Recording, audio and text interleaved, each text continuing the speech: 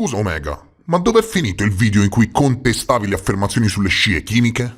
Nelle ultime 24 ore in tantissimi mi avete chiesto dove fosse finito il video e soprattutto perché io non avessi dato spiegazione alcuna, no? Oggi in questo video, prima vi racconto com'è andata e poi vi rimando il video in questione. Chiaro?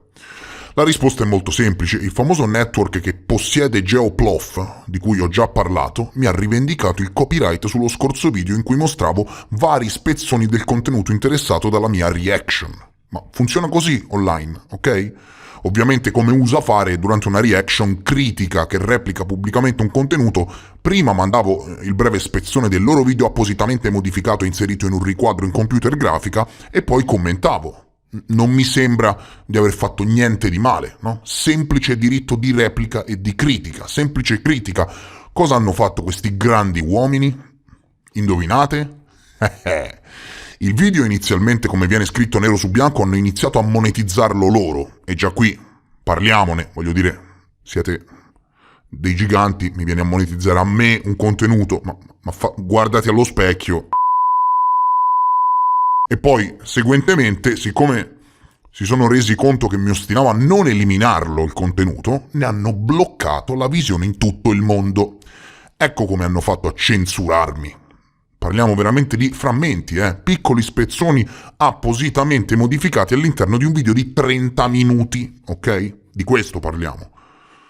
Ora direte, vabbè, ma se hai violato il copyright, scusa, di cosa ti lamenti? Accetta la cosa e basta. No, succede, no? Può succedere. Ma figuriamoci proprio, sono sempre disposto a mettermi in discussione e a migliorare se serve. C'è un problema però, purtroppo c'è un problema. Non parliamo di un contenuto di cui non detenevo il copyright che ho deciso di riproporre. Non parliamo di un contenuto di cui non detenevo il copyright che ho deciso di rubare. No, fair use, chiaro? L'ho fatto molte altre volte, una semplice reaction tramite la quale esercitavo al 100% il mio diritto al fair use. Ora, qual è il problema? Il problema è che purtroppo a me non piacciono i prepotenti. Ecco qual è il problema. Qualcun altro avrebbe chiuso la parentesi e sarebbe stato zitto, no? E invece no. Punto primo, se si dovesse reclamare ogni reaction su YouTube Italia per violazione del copyright in cui vengono mostrati brevi spezzoni dei video presi in esame, penso veramente, penso che su YouTube Italia non ci sarebbero più video. Io stesso, se dovessi reclamare il copyright a centinaia di video in cui mi si mostrano spezzoni senza nemmeno chiedere il permesso, dovrei passare il mio tempo a fare segnalazioni sul copyright. Quindi già qui ridicoli, già qui proprio ridicoli. Perché se sei un personaggio pubblico purtroppo devi prendere il bello e il cattivo tempo. E a quanto pare queste persone non l'hanno capito. Punto secondo, ahimè, la rivendicazione in oggetto è legalmente infondata. Nella lettera ricevuta dai miei avvocati, un team di giuristi esperti in copyright e proprietà intellettuale al quale ho chiesto una consulenza, c'è una parte che purtroppo non posso riportarvi visivamente ma che ho trascritto. Viene scritto che, passando all'analisi preliminare da noi svolta, notiamo che il suo contenuto potrebbe ricadere nell'eccezione prevista dall'articolo 70, legge 22 aprile 1941, numero 633, legge sul diritto d'autore, che consente tra l'altro la riproduzione di parti di opera e la loro comunicazione al pubblico se finalizzata ad esprimere opinioni ed esercitare la critica. Ecco, rimane da chiedersi, perché allora, dopo che queste persone, il network che gestisce GeoChocopop, hanno inviato a YouTube il form compilato per rivendicazione del copyright, dopo una revisione manuale, attenzione, una revisione manuale, lo stesso YouTube ha ritenuto fondata la rivendicazione? Fatevi due domande e datevi una risposta, ok? Parliamo di un network bello grosso che gestisce canali enormi, fanpage, Geoplof e altri, chiaro? Sono ammanicati molto bene. Fatevi due domande. I nostri cari amichetti forse non conoscono però l'articolo 21 della Costituzione. Tutti hanno diritto di manifestare liberamente il proprio pensiero con la parola, lo scritto e ogni altro mezzo di diffusione, capito? Ogni altro mezzo di diffusione. La stampa non può essere soggetta ad autorizzazioni o censure. Si può procedere a sequestro soltanto per atto motivato dall'autorità giudiziaria. Ora, mi spiegate per favore quale giudice ha attestato che il mio contenuto violava il copyright della parte? E fin qui ne possiamo anche discutere, si potrebbe anche dire che valutare le violazioni del copyright può essere un compito attribuito a YouTube. Ma cosa dite invece per quanto riguarda la censura e il blocco del video? Ebbene, qui ne possiamo parlare, no? C'è forse qualche autorità giudiziaria come comandato dall'articolo 21 della Costituzione che ha ordinato la censura del mio video? Il blocco arbitrario del mio video? Chi sei te esattamente per decidere in maniera arbitraria se il mio contenuto deve essere bloccato o meno? Solo perché ti ha dato un po' fastidio? Non parliamo di un contenuto che viola le norme della community di YouTube, capito? Parliamo di un contenuto che rispetta ogni sorta di parametro imposto dalla piattaforma e che veniva regolarmente monetizzato, prima da me, poi da loro. Bello, no? Poiché è protetto dal diritto sulla proprietà intellettuale. Quindi chi sei tu esattamente per esercitare una censura arbitraria di questo tipo? A quanto pare, cari signori, parliamo di schemi poco noti influenzati dai grandi network. Ecco di cosa parliamo di questo. Deve avervi proprio infastidito quel contenuto, vero? Sicuramente deve aver toccato qualche tasto dolente, non è così? Ma allora, in soldoni, no? Che cosa è successo? Perché gli iscritti giustamente hanno visto sparire un video e si sono fatti due domande, no? Ma non è difficile da capire. Questo grosso canale YouTube ha voluto esporsi pubblicamente più e più volte in merito ad argomenti che io studio da anni ed è stato educatamente smentito carte ufficiali alla mano, dagli UFO alla geoingegneria. Diritto di replica e di critica. Quando pubblichi contenuti e soprattutto quando gestisci un canale così grosso che genera così tanto traffico, devi aspettarti, caro amico Geoplof, che qualcuno controbatta le tue affermazioni, chiaro? Perché non siamo a Berlino nel 1941 e fino a prova contraria ognuno è libero di esprimersi pubblicamente nei confronti di contenuti pubblici. Ed è triste, no? Che ve lo debba spiegare io, no? Cosa hanno fatto? Allora, siccome loro sono i fact checkers, no? Loro proprio lavorano a stretto contatto con chi si occupa di fact checking e non hanno digerito che un povero Jimmy mascherato come me li abbia intellettualmente eclissati sotto ogni punto di vista, prove storiche e documentali alla mano, cosa hanno fatto? Sono andati a piangere dal network che li possiede, che li gestisce e li tutela e hanno detto: guarda, devi tutelarci e fare qualcosa. E indovinate? A riprova di quello che sto dicendo c'è la rivendicazione stessa del copyright, che non è pervenuta da Geoplof, ma guarda un po', dal network che li possiede, chiaro? Nero su bianco da carte ufficiali. Siccome figurati se si abbassavano a rispondermi, no? Hanno usato l'unica arma subdola che avevano contro di me, ossia reclamare quei pochi secondi di spezzoni in cui sono comparsi facendo in modo e maniera, addirittura, pensate un po', ho tutti gli screenshot che lo provano, facendo in modo e maniera di bloccare il video in ogni regione del mondo, accendendo un sistema che ha indotto una vera e propria censura arbitraria nei confronti del mio video. Video in merito al quale è stata sollevata una rivendicazione del copyright infondata supportata dalla macchina mediatica in cui navigano e sanno navigare molto bene queste persone. Mi sembra ovvio, no? Meglio che non lo vedono le persone quel video, no? Ma meglio che non lo vedono. Veramente compromettente nei confronti di tutte le falsità che avete propinato. Meglio segnalarlo addirittura, meglio rimuoverlo proprio ed evitare il confronto, no? Complimenti. Voi sì che avete le palle. Mamma mia, siete un esempio di coraggio, Braveheart, cuore impavido. Io non ho cancellato il video, chiaro, perché in molti mi hanno chiesto perché avessi cancellato quel video. Voglio chiarire questo punto, voglio che questo sia chiaro a tutte le persone che mi seguono.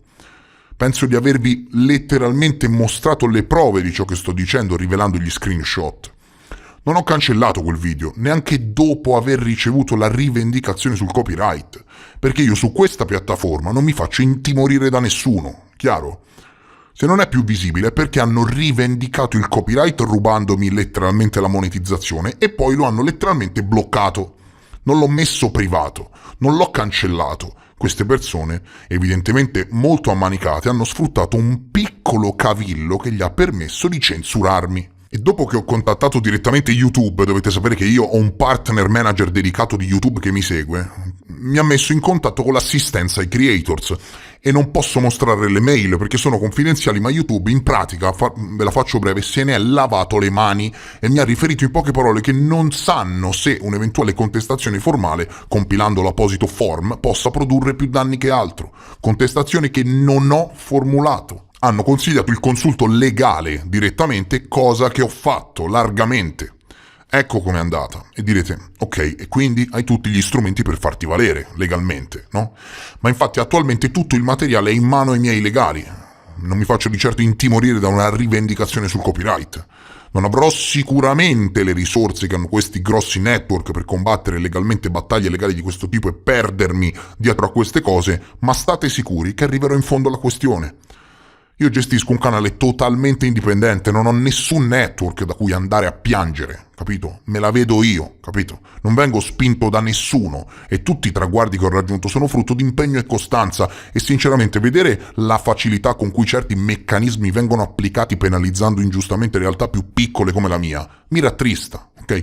Mi rattrista molto perché consumo energie che potrei impiegare altrove, ma penso però d'altra parte che sia anche giusto parlarne, perché di situazioni come queste sul web ne esistono a migliaia ed è giusto che quando la censura colpisce qualcuno che ha un po' più di visibilità, è giusto parlarne, capito? Di queste situazioni ne esistono veramente a migliaia purtroppo. E nessuno ne parla per paura, perché hanno tutti paura di peggiorare la situazione. Non so in quanti al posto mio avrebbero fatto questo video, ok? Voglio dire, non è una bella situazione, no? Comunque, dai, in chiusura mi sento di dire complimenti, siete proprio dei grandi uomini. Complimenti sentiti. Invece di replicare e aprire un dibattito costruttivo per tutti, siete andati a danneggiare un canale YouTube indipendente, una piccola realtà che a differenza vostra non è spinto né finanziato da nessuno, arrivando perfino a censurarmi. Mi avete bloccato il video, cioè ci rendiamo conto? Cioè capito signori quanto poteva essere compromettente quel contenuto, arrivando a bloccarlo in ogni paese del mondo. Complimenti sentiti.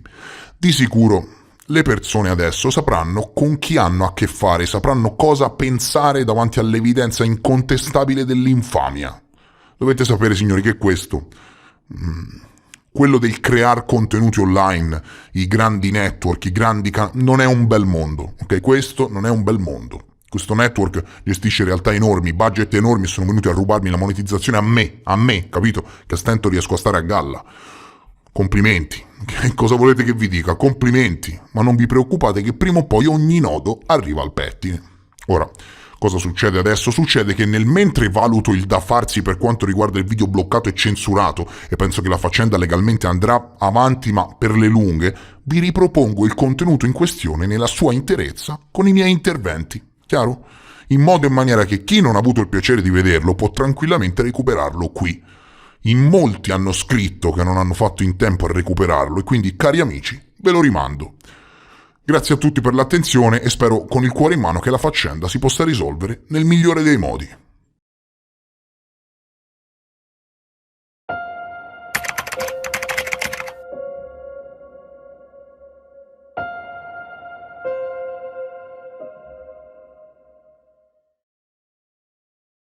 Ciao a tutti e ben ritrovati. Negli scorsi giorni alcuni utenti mi hanno fatto notare un video del famoso network pubblicato 5 mesi fa dove si parlava di scie chimiche.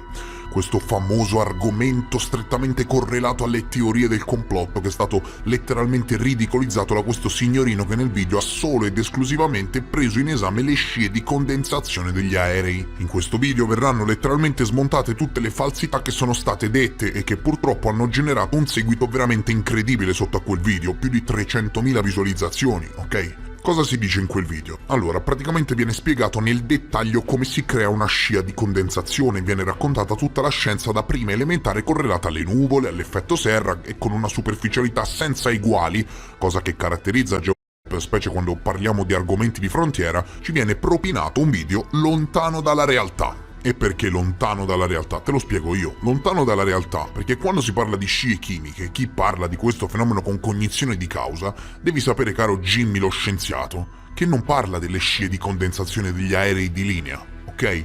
Hai fatto un discorso da prima elementare e voglio vedere dopo questo mio video chi si azzarderà a dire il contrario. Ma sentiamo le affermazioni che vengono fatte.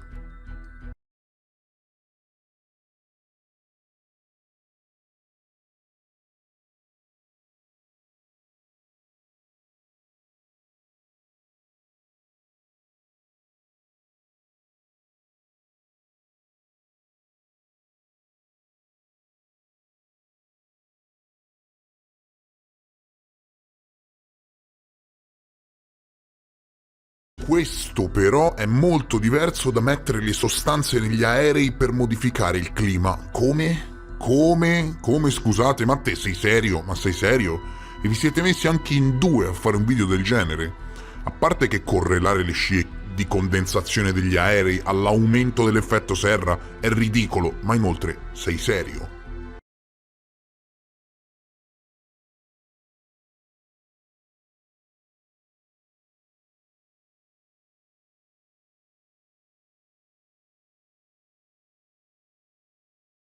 Tranquilli signori, perché nessuno vuole modificare il clima, ce lo spiega lui, capito? Figuriamoci se i governi iniettano nell'atmosfera sostanze tossiche, sono tutte fandonie, anzi le chiama teoria del complotto.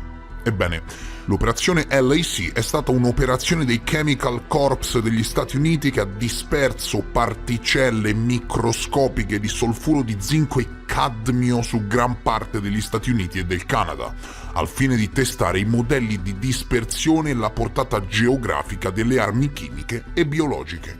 Tranquilli, te lo spiega G-Pop. Eccolo qui, questo è un documento ufficiale del Dipartimento della Difesa del Canada rilasciato ai sensi del Freedom of Information Act, in cui si parla del progetto Large Area Coverage.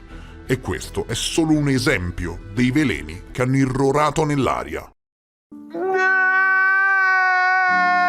Se ne può parlare anche a livello di geoingegneria, entriamo nello specifico perché lui parla proprio di modifica del clima. No, figurati se... Defense Technical Information Center. Risposta inviata all'archivio FOIA più grande del mondo, The Black Vault, dove si risponde alla sua richiesta con un fascicolo ufficiale che riporta letteralmente un sommario della Marina americana del lontano 1967, dove si informa la comunità di intelligence dei progressi nella modifica e nel controllo del clima. Attenzione, modifica e controllo del clima, dove viene scritto testualmente che la ricerca di base e lo sviluppo esplorativo sono progrediti al punto che ora è possibile avviare uno sviluppo avanzato per raggiungere determinati obiettivi specifici. Pertanto, si stanno dedicando sforzi crescenti alla progettazione di modifiche specifiche delle nuvole, attraverso la modellazione computerizzata e allo sviluppo di materiali, apparecchiature e tecniche per il trattamento delle nuvole. Esatto,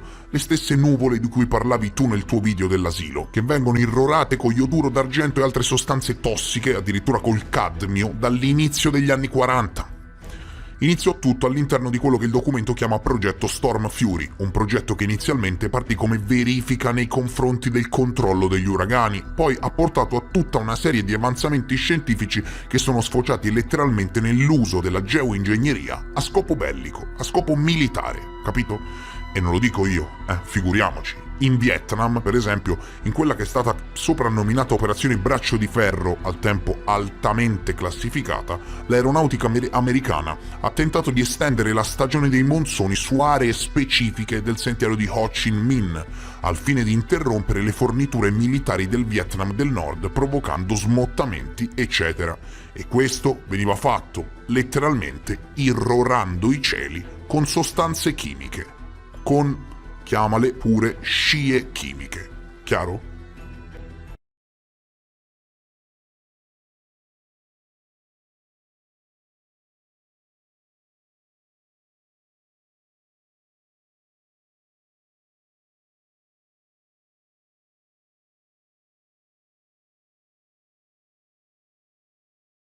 Non pensi che sia alquanto ignorante e superficiale limitarsi a bollare come teoria del complotto la questione parlando solo delle scie di condensazione degli aerei di linea quando c'è una storia fortemente documentata dietro? Ovvio che quelle che vediamo in cielo quando passano gli aerei di linea sono semplici scie di condensazione. E grazie, davvero grazie di cuore, dal più profondo del mio cuore, per averci spiegato la scienza dell'asilo nido. Ma perché hai omesso il fatto che dalla fine degli anni 40 i governi di tutto il mondo hanno programmi attivi per irrorare i cieli con sostanze chimiche dannose e con microorganismi con lo scopo di sperimentare agenti di guerra biologica e controllare il clima?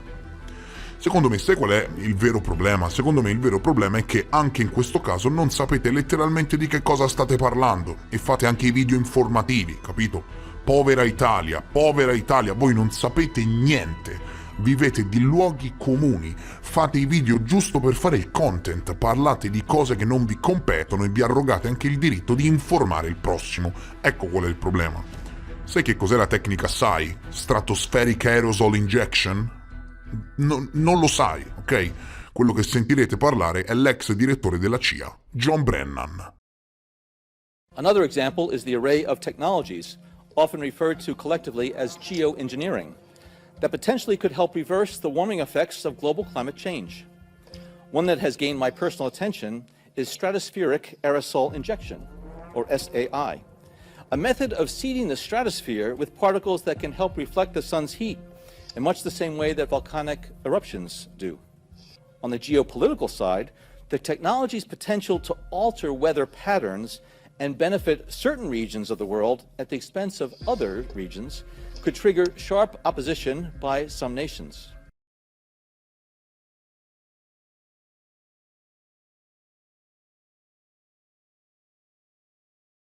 Capito, signori? Da una parte abbiamo il direttore della CIA, che al tempo di quelle dichiarazioni era in carica, che ci spiega come l'utilizzo della geoingegneria a scopo militare possa influenzare il panorama geopolitico internazionale dal momento in cui è possibile favorire climaticamente determinate regioni del mondo a discapito di altre con la paura che scoppino dei conflitti. E dall'altra abbiamo Jimmy, lo scienziato di che ci spiega la teoria del complotto sulle scie chimiche facendoci vedere come un Boeing 747 brucia carburante.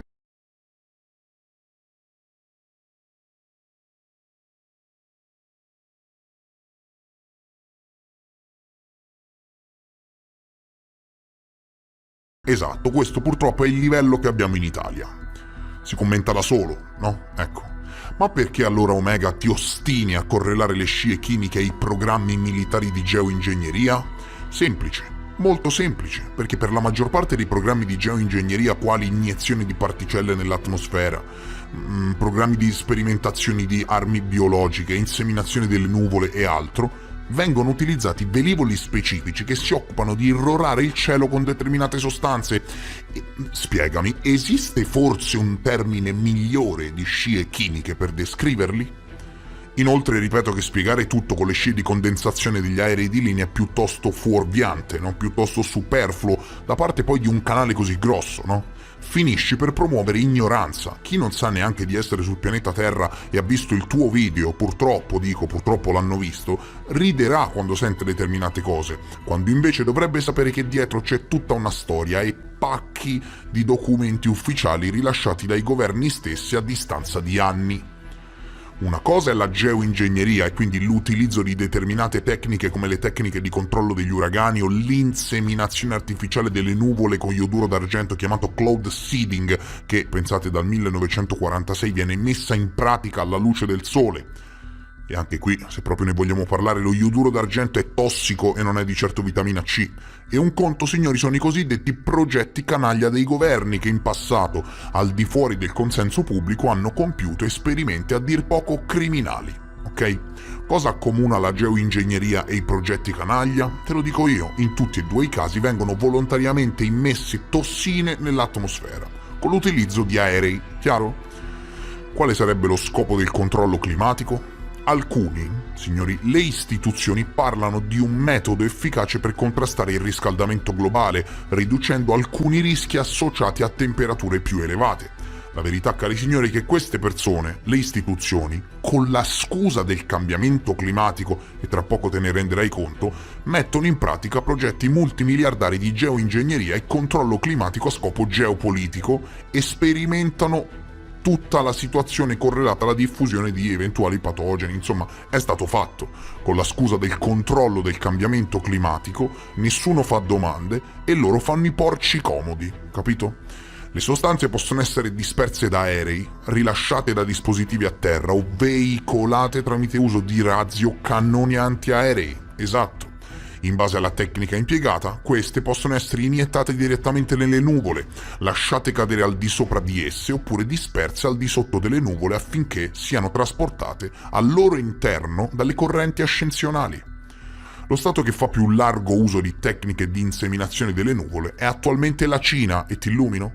Non producono solo scie di condensazione degli aerei, come ci spiega ma devi sapere che attualmente sul pianeta Terra vi è un conflitto politico silente tra diverse regioni del mondo che si accusano a vicenda di rubare la pioggia attraverso l'inseminazione delle nuvole e produrre vere e proprie carestie. Attualmente circa 24 paesi al mondo praticano operazioni alla luce del sole di modifica climatica senza che nessuno te lo abbia mai detto, e vengono implementati numerosi programmi di modifica del clima a scopo militare, capito?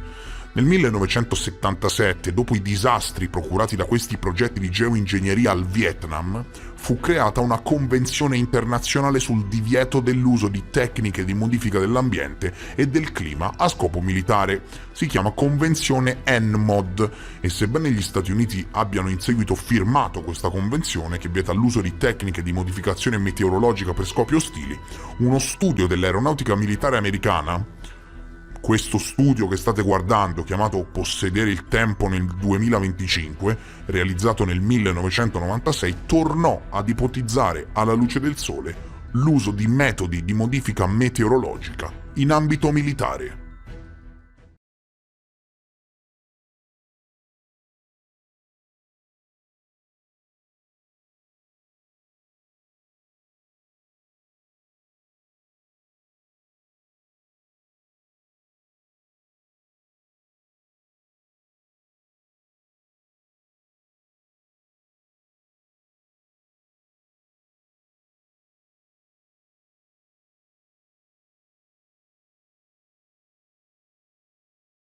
Questo è un articolo del The Guardian che ha più di 20 anni, risale ad aprile 2002 ed è intitolato "Milioni erano test di guerra biologica". L'ho già letto sul canale questo articolo. E se vi dicessi che i governi hanno messo in atto per 40 anni, ripeto 40 anni, test di armi biologiche sulla popolazione, irrorando con degli aerei attraverso scie chimiche l'atmosfera? Assurdo, non è così? In tutta la sua ignoranza le chiamerebbe fantasie complottiste. Ebbene, ve la faccio semplice, ve la faccio breve. Il governo inglese ha irradiato la popolazione ignara, ripeto ignara, con particelle fluorescenti, batteri, microorganismi, veleni, cadmio e altre sostanze per studiare la propagazione di un eventuale attacco con armi biologiche, scoprendo poi che quelle particelle fluorescenti erano fortemente tossiche, cancerogene e alcune imitavano l'antrace, cadmio e altra bella roba. Sulla base di una pubblicazione governativa e di un rilascio dell'inizio del 2000, il The Guardian, signori, il The Guardian è una delle più potenti testate giornalistiche al mondo, ha pubblicato questo articolo devastante che dimostra in che modo il governo ha compiuto test di armi biologiche sulla popolazione.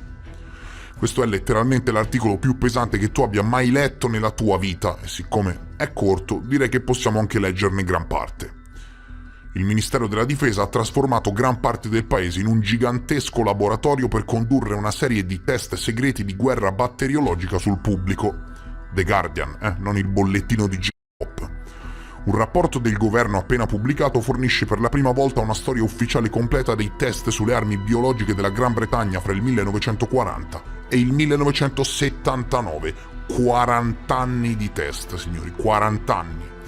Molti di questi test hanno comportato il rilascio di sostanze chimiche e microorganismi potenzialmente pericolosi su vaste fasce della popolazione senza che il pubblico ne fosse informato.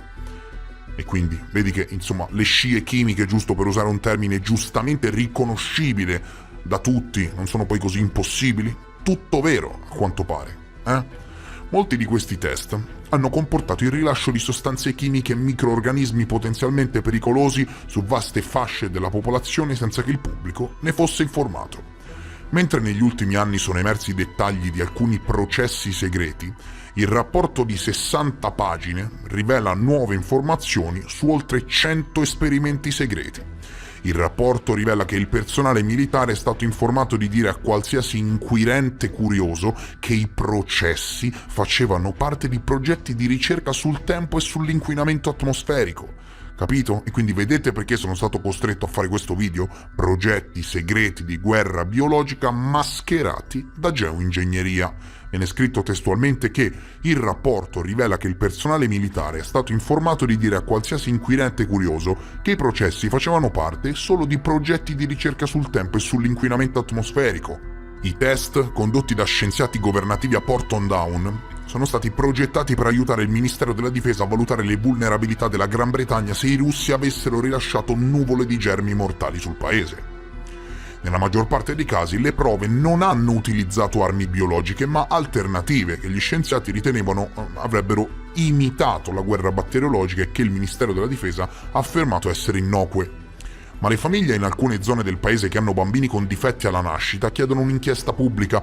Un capitolo del rapporto chiamato The Fluorescent Particle Trials, che sta per prove con particelle fluorescenti, rivela come tra il 1955 e il 1963 gli aerei, signori, gli aerei, quelli di cui parla volarono da nord-est dell'Inghilterra alla punta della Cornovaglia, lungo le coste meridionali e occidentali, rilasciando enormi quantità di solfuro di zinco e cadmio sulla popolazione. Capito? Nero su bianco, La sostanza chimica si è spostata per miglia nell'entroterra, la sua fluorescenza ha permesso di monitorarne la diffusione. In un'altra prova con solfuro di cadmio e ossido di zinco, un generatore è stato rimorchiato lungo la strada vicino a Thorne nel Somerset, dove ha rilasciato la sostanza chimica per un'ora. Mentre il governo ha insistito sul fatto che la sostanza chimica fosse sicura, noi sappiamo che il cadmio è riconosciuto come causa di cancro ai polmoni e durante la Seconda Guerra Mondiale è stato considerato dagli alleati come un'arma chimica. In un altro capitolo, chiamato Large Area Coverage Trials, che sta per prove di copertura su di un'area più ampia, il Ministero della Difesa descrive come tra il 61 e il 68 più di 1 milione di persone, ok? Lungo la costa meridionale dell'Inghilterra, da Torquay alla New Forest, furono esposte a batteri tra cui Escherichia coli e Bacillus globigi, che imita l'antrace. Questi rilasci provenivano da una nave militare, la Icewhale, ancorata al largo della costa del Dorset, che ha spruzzato i microorganismi in un raggio di 5-10 miglia. Attenzione, non sostanze tossiche, ma veri e propri microorganismi dannosi.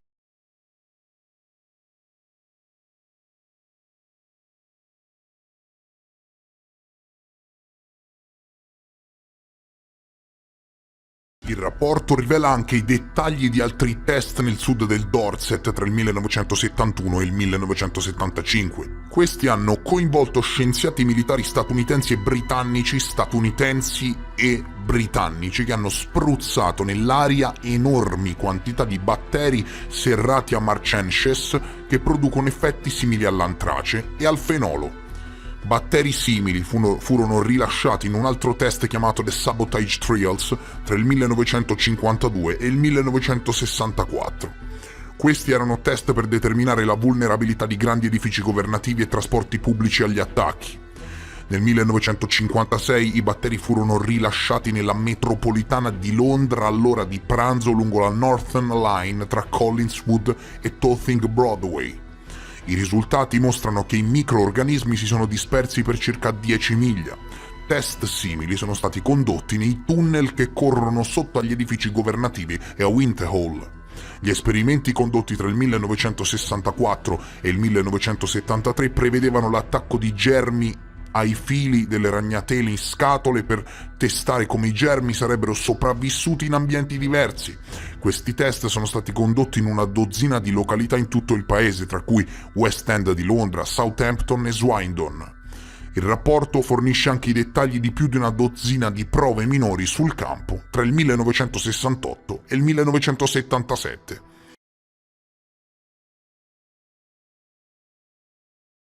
E questo, signori, veniva fuori da carte ufficiali nel 2002 e tu ancora nel 2023, grazie anche all'aiuto di canali di disinformazione come credi che tutta questa roba non esista e non sia mai esistita. Esattamente quello che vogliono farti credere gli autori di questi crimini. Quella che stai guardando è un'interrogazione parlamentare direttamente dal sito ufficiale del Parlamento inglese risalente al 2002 che tratta delle particelle rilasciate nell'atmosfera con lo scopo di replicare la diffusione di un attacco biologico. Interrogazione parlamentare ufficiale, ok, dai siti ufficiali governativi. Questo è un PDF ufficiale dell'Academy of Medical Science del 1999, invece, che parla di quanto le dispersioni di cadmio nell'atmosfera ti facciano venire il cancro ai polmoni. Ebbene no, erano altamente tossiche, dal cadmio alle sostanze fluorescenti, e nell'ambito del progetto governativo Top Secret, chiamato, diciamolo, Dorset Biological Warfare Experiment, così si chiamava il progetto, di scie chimiche, il governo del Regno Unito ha irradiato la popolazione con il cadmio.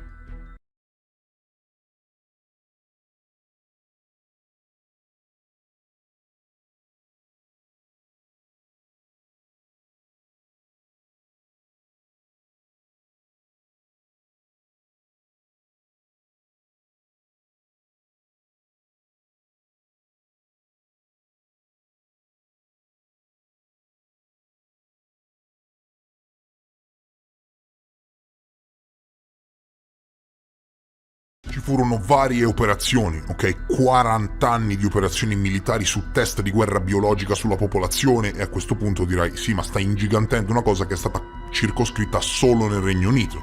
Ebbene no, allo stesso tempo progetti simili avvenivano in ogni parte del mondo, perlomeno all'interno delle nazioni più grandi e potenti del pianeta, per quel che ne sappiamo. E che si tratti di esperimenti segreti di guerra biologica, che si tratti di geoingegneria, che si tratti dell'iniezione di particelle tossiche nell'atmosfera, fino a prova contraria, e fino a prova contraria lo dico io che a differenza tua ho mostrato le carte, lo dico io, fino a prova contraria, non te, lo dico io, fino a prova contraria, dalla fine degli anni 40 le superpotenze mondiali irradiano l'atmosfera terrestre con sostanze tossiche, microorganismi dannosi e altra bella roba.